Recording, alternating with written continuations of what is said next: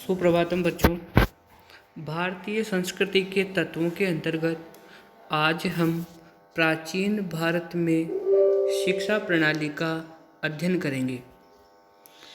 शिक्षा शिक्षा का अर्थ शिक्षा शब्द शिक्ष धातु के आगे ताप प्रत्यय लगाने से निष्पन्न होता है, जो किसी विद्या को सीखने या सिखाने की क्रिया के अर्थ में होता है। यानी कि किसी भी विद्या को सीखना या सिखाना, ये होता है शिक्षा। इसके अतिरिक्त शिक्षा शब्द अनुशासन के अर्थ में भी प्रयुक्त होता था। अनुशासन को भी शिक्षा का पर्यायवाची माना जाता था। अनुशासन दो प्रकार के होते थे, मानसिक अनुशासन और शारीरिक अनुशासन, यानी मानसिक शिक्षा और शारीरिक शिक्षा। शिक्षा का उद्देश्य प्राचीन शिक्षा प्रणाली का उद्देश्य मनुष्य की निसर्ग सिद्ध शक्तियों, यानी कि मनुष्य की प्राकृतिक जो शक्तियां हैं, उन शक्तियों का सम्यक विकास करके मनुष्य के अंदर छिपी हुई शक्तियों का अच्छी तरह विकास करके उसे सच्चे अर्थ में मनुष्य बनाना था, जिससे वह जीवन की पहेलियों को सुलझाने में समर्थ हो सके। तो ये शिक्षा का उद्देश्य था। जीवन जीने की कला मनुष्य को शिक्षा के द्वारा सिखाई जाती थी।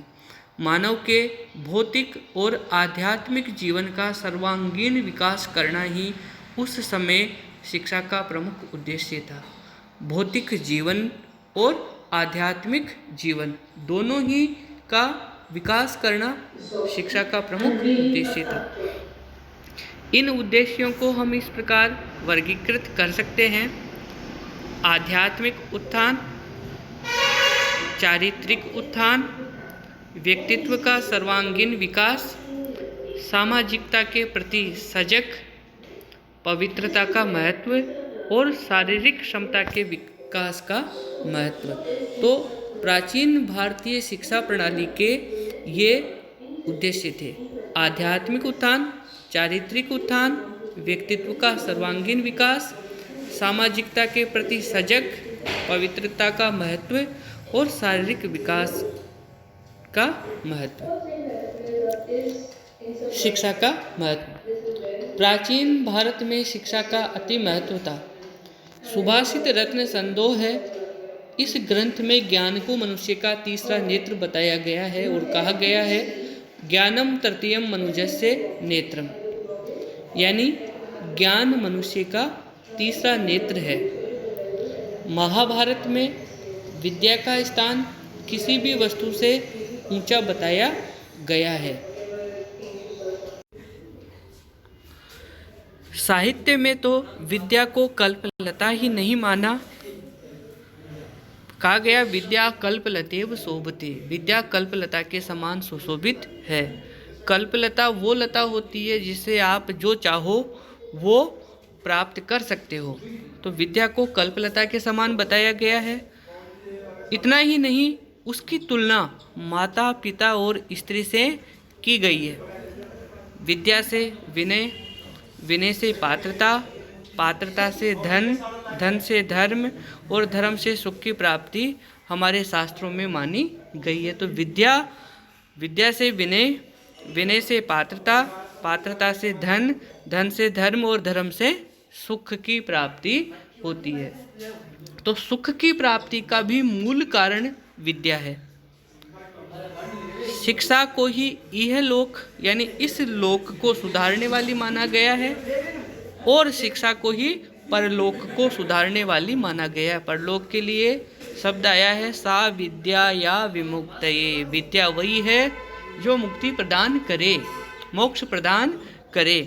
अर्थात विद्या को ही पुरुषार्थ के अंतिम लक्ष्य, पुरुषार्थ के 4 लक्ष्य होते हैं, 4 पुरुषार्थ होते हैं: धर्म, अर्थ, काम और मोक्ष। अंतिम लक्ष्य होता है मोक्ष, उसको प्राप्त करने वाली भी माना गया है। अब शिक्षा की विशेषता, प्राचीन भारत में जो शिक्षा प्रणाली थी उसकी विशेषता क्या है? जीवन दर्शन और शिक्षा के मध्य समन्वय, अर्थात जैसा जीवन था वैसी ही शिक्षा प्रणाली थी।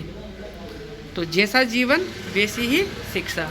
तो जीवन दर्शन और शिक्षा के मध्य आपस में समन्वय था। धार्मिक दर्शन का प्राधान्य अर्थात शिक्षा प्रणाली में धार्मिक विचारों, कर्मकांड और अनुष्ठानों की प्रधानता थी। तो शिक्षा में धर्म की प्रधानता थी। शिक्षा आदर्शवादी थी, यानी इस काल के शिक्षा केंद्रों की व्यवस्था और पाठ्यक्रम में आदर्शवादी दृष्टिकोण अपनाया गया था। शिक्षा की व्यवस्था, शिक्षा को दर्शन समझा जाता था और 6 वेदांगों में शिक्षा भी एक वेदांग थी। तो वेदांग कितने होते हैं? 6 में से शिक्षा भी एक वेदांग थी। गुरु का स्थान सर्वोपरि था। उस समय मन, वाणी और कर्म द्वारा ब्रह्मचर्य के नियमों का कठोरतापूर्वक पालन करते हुए ज्ञान प्राप्ति का प्रयत्न किया जाता था। अब हम पढ़ते हैं प्राचीन शिक्षा प्रणाली। भारत में प्राचीन काल में शिक्षा प्रणाली कैसी थी? तो उपनयन संस्कार के द्वारा, जो 11वां संस्कार है, संस्कार 16 होते हैं और 16 में से जो 11वां संस्कार है वो है उपनयन संस्कार, जहाँ से ब्रह्मचर्य आश्रम आरंभ होता है। तो उपनयन संस्कार के द्वारा बालक की शिक्षा का प्रारंभ गुरु के सानिध्य में हो जाता था। तो बालक का उपनयन संस्कार जब किया जाता था तो बालक को गुरु के समीप, गुरुकुल में, आश्रम में, गुरु के आश्रम में बालक को ले जाया जाता था और गुरु के द्वारा उस बालक का उपनयन संस्कार किया जाता था और उपनयन संस्कार के द्वारा ही शिक्षा का आरंभ हो जाया करता था। प्राचीन भारत की शिक्षा गुरुकुल व्यवस्था के अंतर्गत होती थी। गुरुकुल ग्राम्य जीवन से, गांवों से, शहरों से बहुत दूर वनों में होते थे और छात्र वहीं रहकर विद्या अध्ययन करते थे। गुरुकुल में आचार्य और उनकी पत्नी में पिता और माता की भावना मानता हुआ, अपने गुरु को और गुरु की पत्नी को ही माता और पिता मानता हुआ छात्र पारिवारिक वातावरण का अनुभव करता था।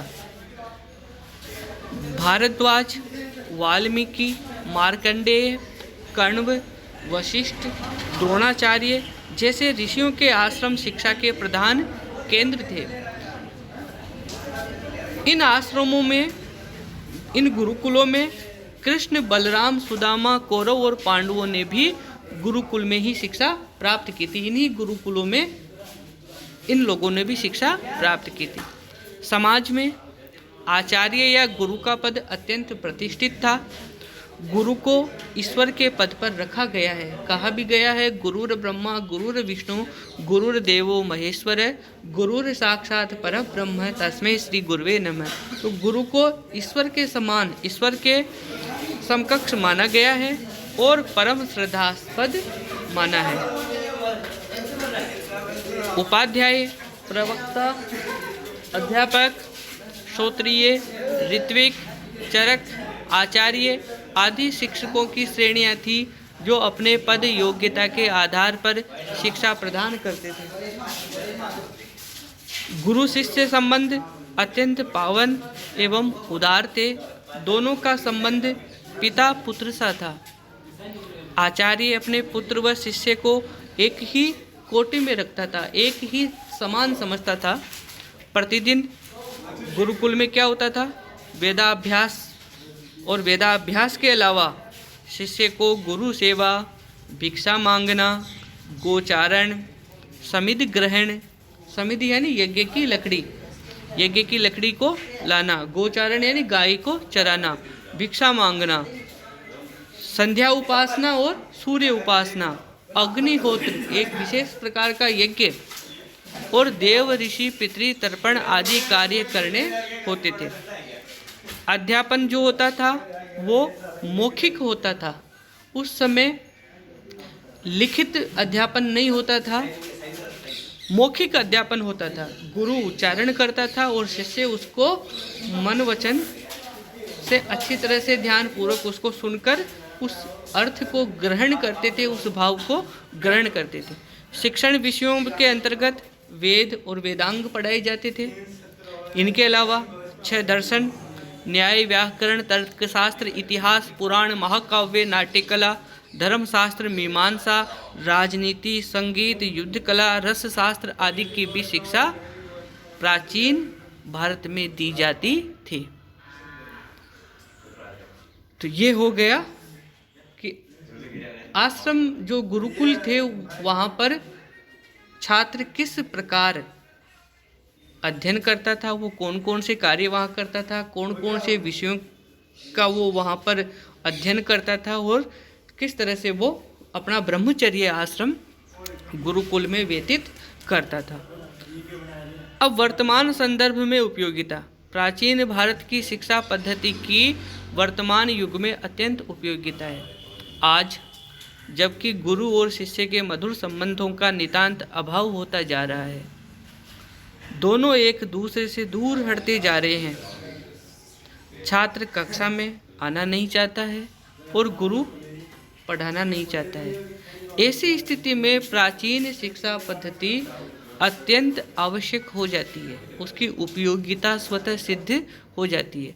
प्राचीन काल के समान छात्र वर्तमान में भी गुरु के समीप रहे तो उनके मध्य दूरी कम हो सकती है तथा दोनों के मध्य पुनः मधुर संबंध स्थापित हो सकते हैं।